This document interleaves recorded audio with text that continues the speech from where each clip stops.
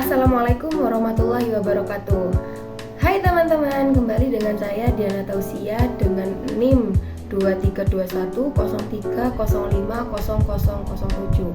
Nah, di video ini saya akan membahas tentang 4 soal dan setiap soalnya ada 2 poin, A dan B.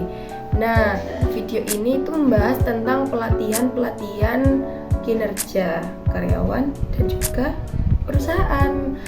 Oke, oleh karena itu teman-teman bisa menyimak persoalan yang bisa saya jawab dengan sebisanya. Terima kasih. Bye-bye. A. Apa definisi pelatihan? Sebutkan minimal 2 definisi Gary Dessler 2015. Pelatihan adalah proses pengajaran keterampilan dasar yang dibutuhkan karyawan untuk melaksanakan pekerjaan mereka. Nah, fokusnya itu adalah membantu individu bisa mengembangkan kemampuan yang diperlukan agar mereka dapat berfungsi dengan baik dalam lingkungan kerja.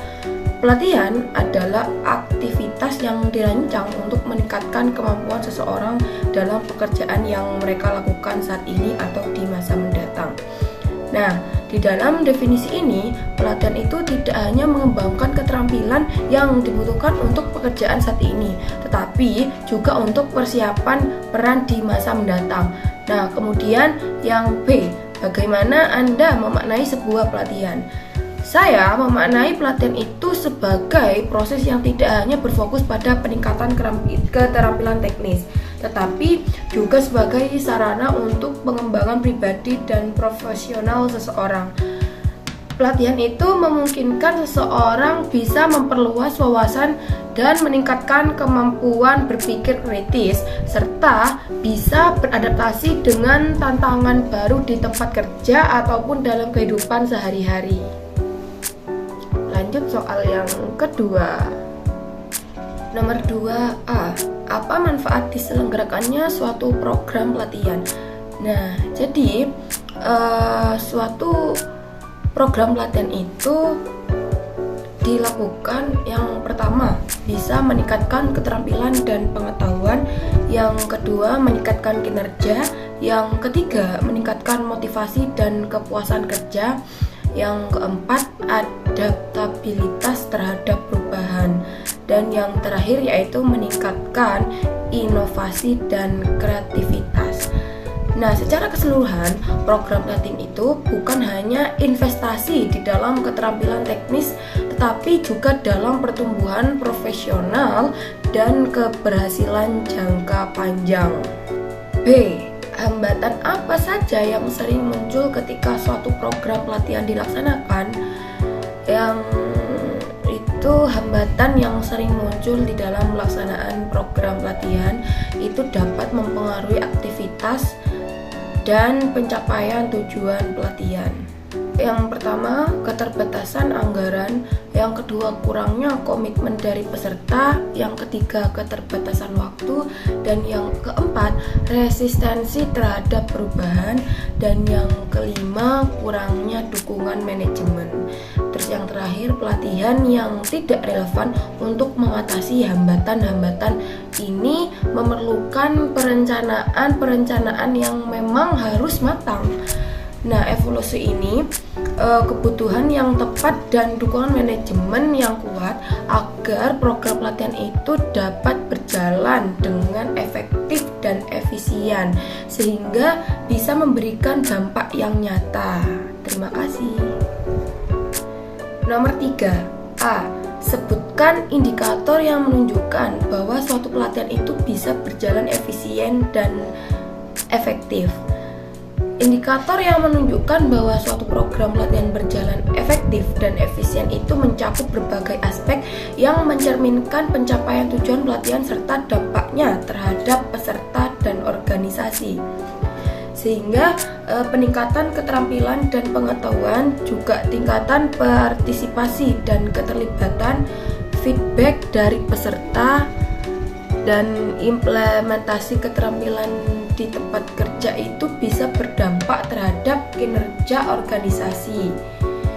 Nah, ketersediaan sumber daya dan fasilitas dengan mempertimbangkan indikator yang telah saya sebutkan, maka organisasi itu dapat menilai efektivitas dan efisien program pelatihan yang mereka laksanakan, sehingga bisa membantu indikator tersebut dalam perbaikan berkelanjutan dan memastikan bahwa pelatihan itu bisa memberikan manfaat maksimal bagi peserta dan organisasi.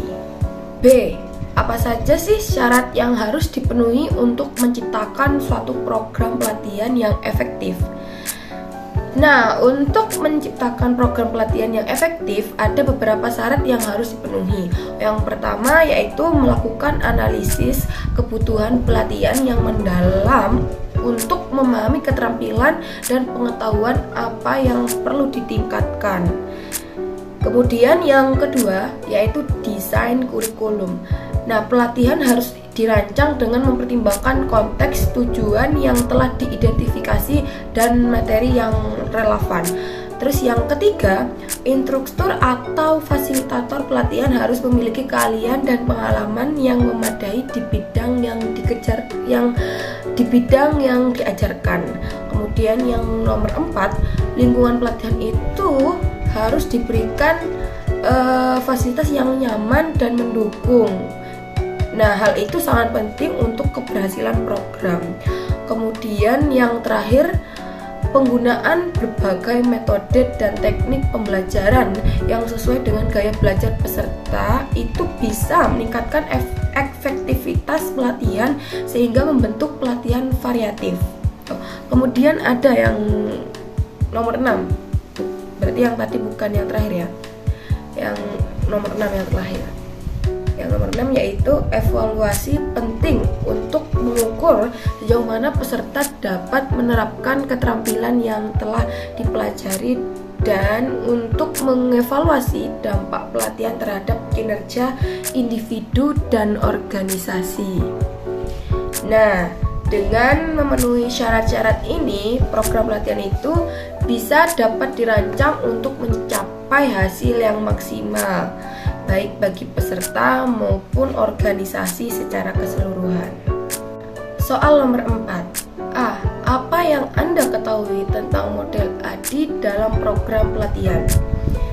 Nah, model ADI itu adalah salah satu kerangka kerja yang banyak digunakan dalam perkembangan program pelatihan dan pembelajaran. Kemudian model ini itu terdiri dari 5 tahap, yaitu analisis, design, development, yaitu pengembangan, implementation, pelaksanaan, dan evaluasi. Nomor 1, analisis. Analisis itu, tahap ini melibatkan identifikasi kebutuhan pelatihan, tujuan, dan audiensi. Dalam analisis ini, perlu untuk memahami keterampilan yang perlu ditingkatkan, tantangan yang dihadapi oleh peserta, dan konteks di mana pelatihan akan dilakukan. Kemudian yang desain itu setelah analisis dilakukan, tahap desain bertujuan untuk merancang kerangka program pelatihan. Ini mencakup pengembangan materi pelatihan, memilih metode pembelajaran yang tepat, dan menentukan bagaimana materi akan disampaikan. Kemudian yang development atau disebut juga dengan pengembangan. Nah, pada tahap ini materi pelatihan itu yang telah dirancang sebelumnya akan direproduksi untuk mencakup pembuatan bahan ajar, modul, alat, evaluasi, dan semua sumber daya yang dibutuhkan selama pelatihan. Kemudian yang nomor 4, implementation, yang diartikan sebagai pelaksanaan. Nah, di tahap ini itu banyak mencakup pelaksanaan program pelatihan di lapangan. Hal yang termasuk yaitu mengatur jadwal, mengumpulkan peserta, dan pelaksanaan sesi pelatihan sesuai dengan rencana. Selain itu, pada tahap ini penting untuk mempersiapkan instruktur dan memastikan bahwa semua fasilitas dan peralatan itu tersedia dan berfungsi dengan baik. Dan yang terakhir yaitu evaluation, yang artinya mengevaluasi. Nah, di tahap evaluasi itu mencakup dua aspek. Aspek yang pertama yaitu evaluasi formatif, dilakukan selama proses pelatihan untuk mendapatkan umpan balik yang dapat digunakan untuk perbaikan segera. Evaluasi yang kedua yaitu evaluasi sumatif, dilakukan setelah pelatihan untuk menilai sejauh mana sih tujuan pelatihan itu tercapai. Sehingga evaluasi ini sangat penting untuk menilai efektivitas program dan untuk memberikan informasi bagi perbaikan di masa depan. Nah, yang soal yang 4.B, apa makna dan definisi dari analisis kebutuhan pelatihan? Menurut Garavan, Costin, dan Herety tahun 1995, analisis kebutuhan pelatihan itu adalah langkah awal yang krusial dalam pengembangan pelatihan yang melibatkan identifikasi keterampilan yang kurang pada karyawan dan menentukan prioritas pelatihan berdasarkan kebutuhan organisasi. Pentingnya analisis kebutuhan program, relevansi program.